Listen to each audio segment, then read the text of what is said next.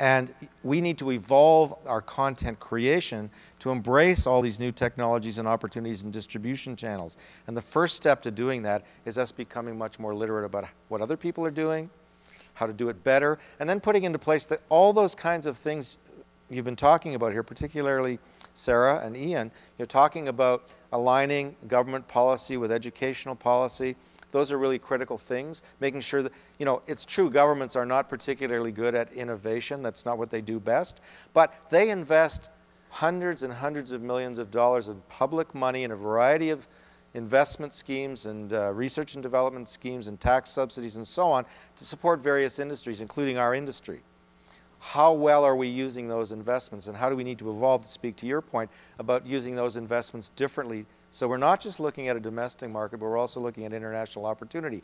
And I think everybody's aware we need to transition our thinking. It's a kind of sea change in the way we think about our content, thinking about it in an international context. But I think at the same time, we all want to hang on to all the advantages we have of the old system, which has served us extremely well. So we're in this transition phase, and calibrating how quickly we move from the legacy situation to the new situation, how we do it and get it right is really hard. I certainly don't have the answers to that, but I think by having these conversations, we're moving forward.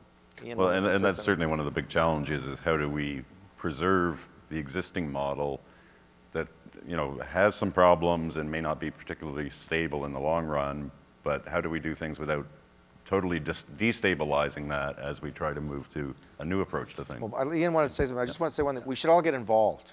Yeah. Okay. Now, Banff was mentioned. Tom Perlmutter's been doing a lot of work at the National Film Board. There's an ad hoc group that many of us are a part of that's now becoming more formalized. We have these other institutional processes that are going on.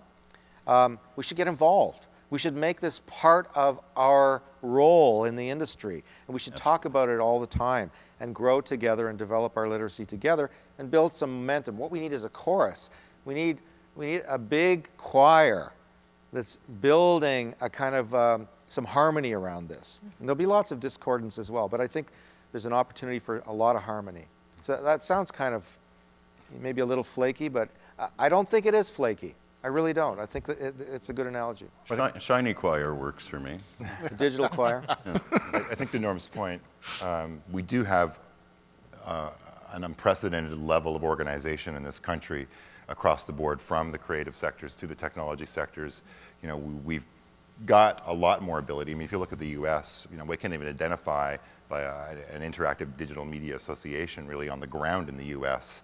And, you know, sure, we can say, let's let the invisible hand guide things, and the U.S. has a lot going for it in certain parts of the U.S. I mean, a lot of what you talked about, Alan, about, you know, the companies that are now currently dominating are coming from one particular place, one particular region. It's mostly coming out of the Bay Area, and it's really, you know, it's really software developers who've, you know, made it wildly successful who are reinvesting. And there's a virtuous cycle that's very much happened in Silicon Valley.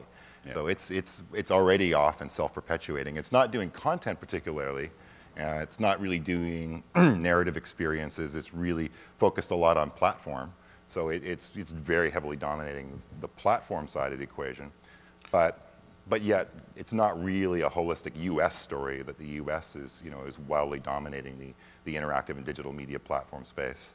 So in Canada, I think we've got the advantage we can actually build on top of, if, you know, working together across the board, whether it be association to association, sector to sector, with, you know, unions and guilds, working in co-opetition, you know, we can, I think, build more advantage, because we can set objectives and say, you know, here's where we want to be, and here's the things that we can all try to do to try to achieve that.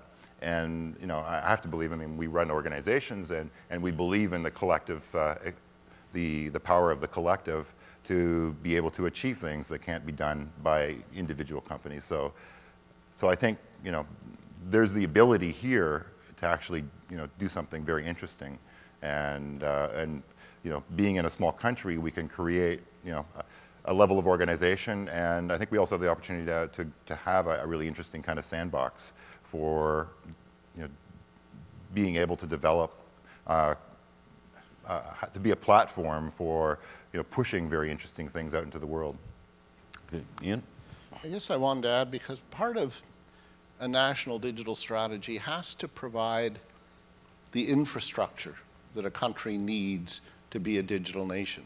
And I think part of that is to call upon all of the associations, this and many others, to say, what is your vision? What is your dream? What is your ambition for Canada as a digital nation, whatever that means? We have to define it.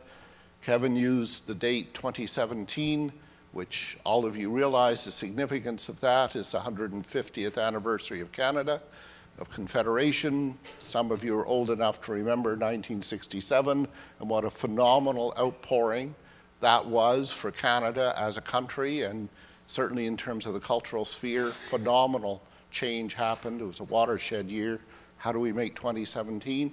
And it's far enough away that you've got to go beyond the legacy and figure out a little more vision. What is it we want in terms of policy, in terms of government support, in terms of industry, in terms of education, in terms of the infrastructure itself?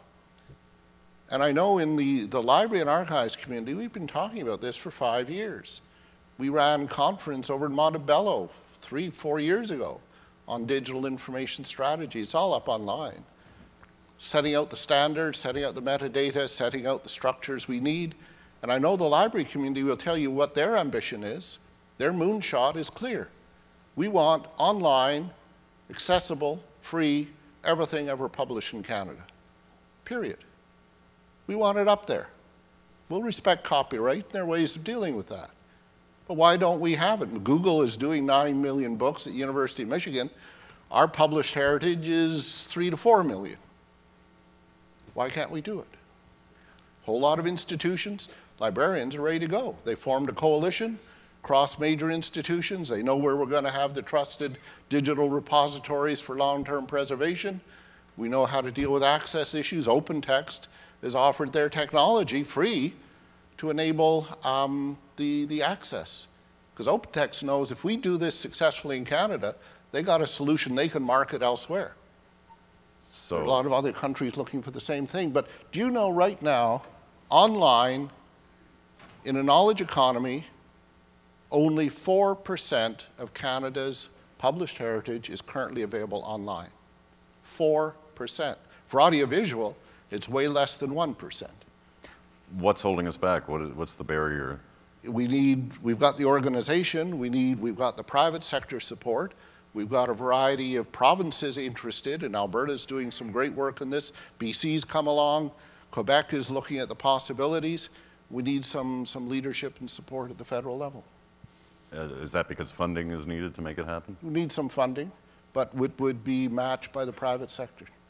So the provincial federal piece is very important in Canada, and I think we're in a somewhat different situation than our colleagues in the UK and New Zealand and Australia, because so much of the policy pieces and frankly funding pieces that have to match in are determined at the provincial level. So one of the things that members of CFTPA can do is to become active within their provinces and look at the kinds of initiatives that would flow up to a national strategy that, if they're actually in place at a provincial level, can influence what happens at a federal level. So that's going to be very critical for education, both K-12, colleges and universities. You know, research funding is federal, but really policy and investment and decisions in focusing investment happen within provinces. Film Ontario just came up with a really excellent you get a great report. Position piece that's you know, looking at what Ontario should do, what has to happen at the national level, and a kind of 3-point program around education, content development, and business, you know, incentives that are the kind of things that if a province then takes up and creates a kind of pilot around a strategy, will really help to make the right things happen at the federal level. So we need some really good footwork to look at how we align what has to happen across the country provincially with a federal strategy.